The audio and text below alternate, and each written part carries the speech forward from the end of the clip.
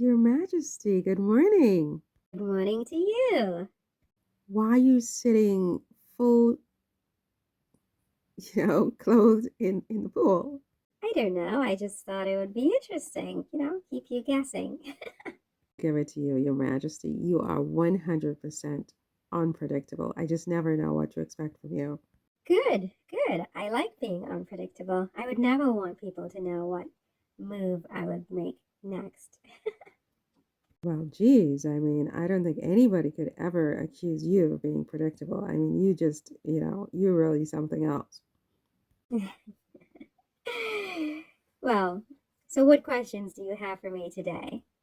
Oh, geez. I mean, I have so many questions. I feel like we haven't even started to, scratch the surface. I sort of thought maybe we could talk about your childhood in Vienna, like before you went to France. Your family life in Vienna. What was that like? Oh, geez. That was, that's a big question.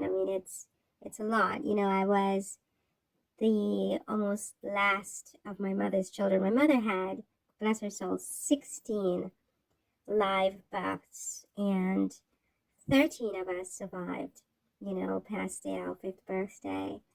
And I was the penultimate of her litter. So I was the second to last child. My brother, Maximilian, was my little brother, and I was, we were the closest in age, and yeah, we were the two last ones in the litter, and You had 16 children? Are you serious? That's a lot of children. was, but in those days, obviously, women had lots of children, including in the nobility, and birth control and things like that were just like non-existent. So women had a lot of children. And in fact, for the nobility, the more children you have, the better, because then you can, as my mother did, use your children as sort of, you know, how do I put this nicely? We were all contracted out, especially the girls, for marriage and alliances to sort of strengthen my mother's empire in Austria. And yeah, it was really quite lucrative, even if I could put that word to it, for her to have that many children. But yeah, 16 or even 13 is a lot. I agree. I can't imagine just in terms of, the wear and tear on the body. For heaven's sakes, 16 heads, coming out. It's a lot of heads. Now, who's being indelicate? I'm sorry, Your Honor. I didn't mean to be indelicate, but I can't fathom, 16 children, coming out of my stomach. It's like a lot of kids. Um, so, okay, so you were the second to last child. You said you were the penultimate child. What was your family life like um, when you were growing up before you turned 14 and found yourself in this really surreal experience in France? It was wonderful. It was just absolutely wonderful. My brother Maximilian and I, we got up to so much mischief. We were the last, two little ones, as you will. So all the others were grown and they all had their lives and, all the balls. Like my sisters, I just had, what, 11 sisters, I want to say. There was, and all of us were named Maria something. So you have my very, very oldest. I didn't ever know her. Maria Elizabeth was the very first girl, and then Maria Anna, Maria Carolina, Maria Christina, Maria Elizabeth. Again, then my brother Charles was born. Then Maria Amalia, and who else? There were a couple of Maria Carolinas, like a few of my mother's children called Maria Carolina, and Maria Joanna, Maria Josepha, Maria Carolina again, and my brother Ferdinand was in there somewhere, and we had also who else? Somebody's missing. I don't even know, but there were 13 of us who survived and grew up in the Schönborn Palace in Vienna and the Hofsburg. We spent most of our summers at the Schönborn when we were little. So that's really where my memories lie. And it was really just I can't really explain how happy I was as a child. I mean, even though I didn't necessarily get that much attention from my parents. My father was the emperor, the Roman emperor, and my mother was the empress. So they were very busy. They had a lot of things to do, and they have all these kids.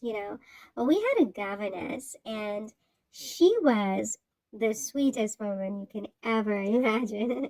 I remember her name. Her name was Countess von Brundice, and you know, she was the kindest, sweetest woman, and she really doted on me and Maximilian and in particular just because I think we were the little ones.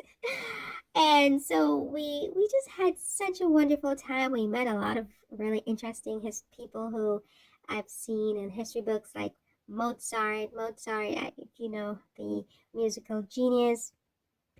Of course, I've heard of the musical genius Mozart. You met him? Yes, we were very good friends. I mean, we were roughly the same age. I think maybe I was a little bit older than Mozart.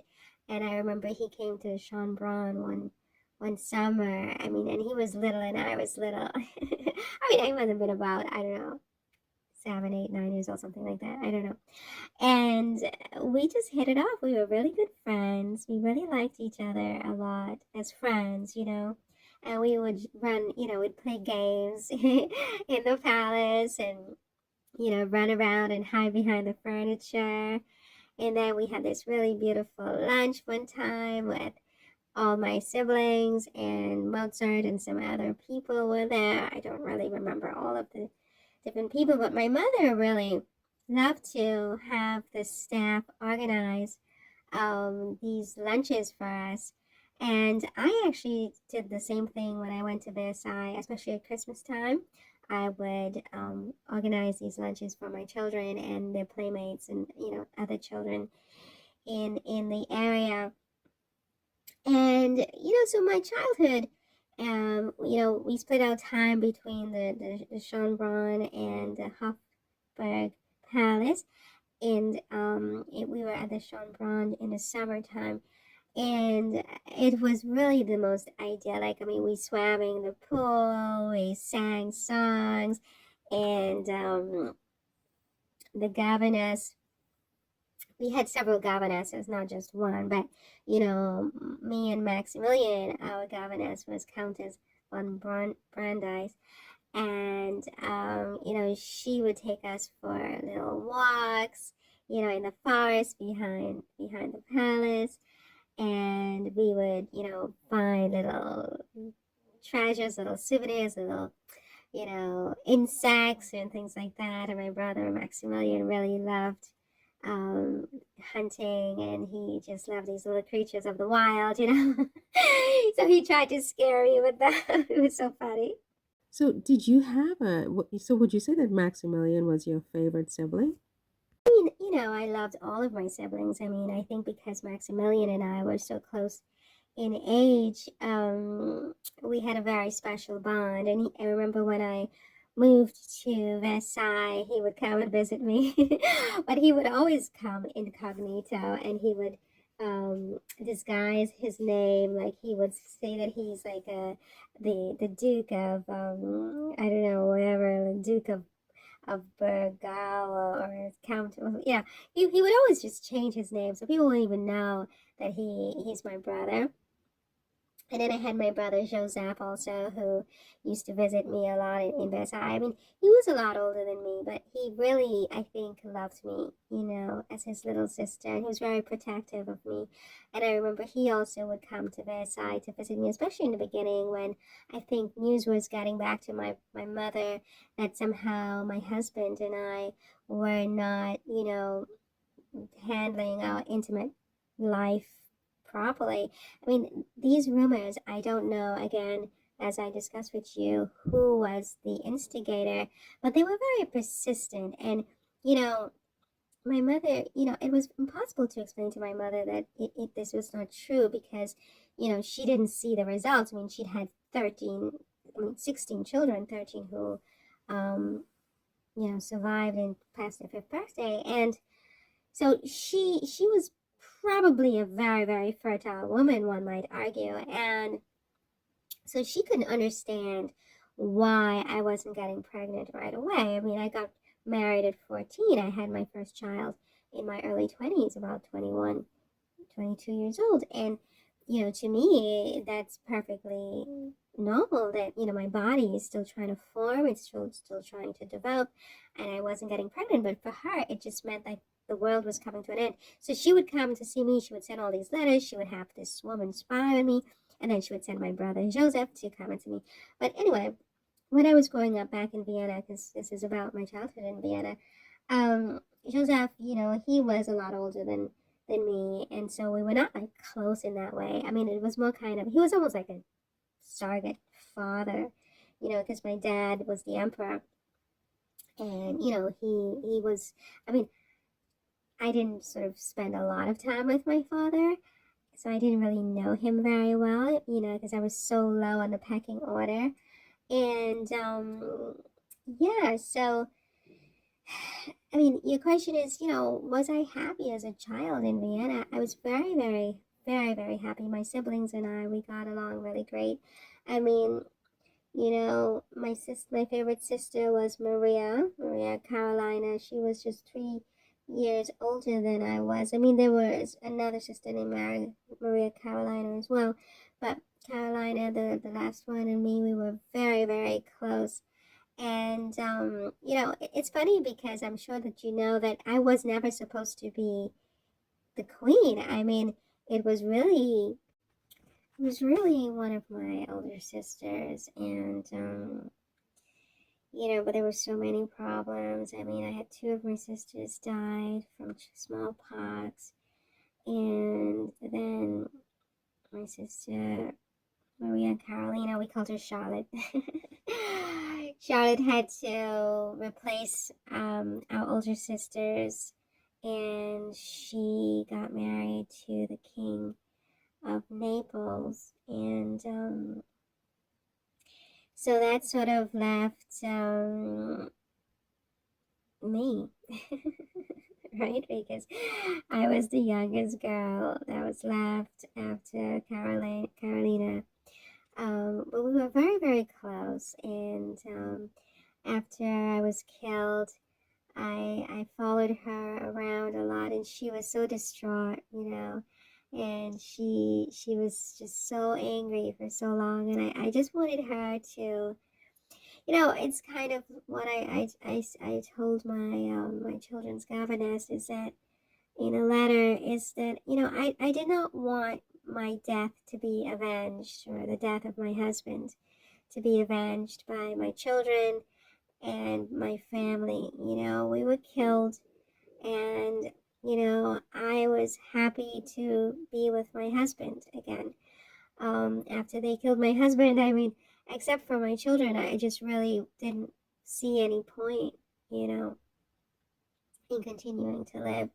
But I mean, not to get back into all of that again, I mean, it's really about, growing up as a young girl in Vienna with my siblings. We were very, very close.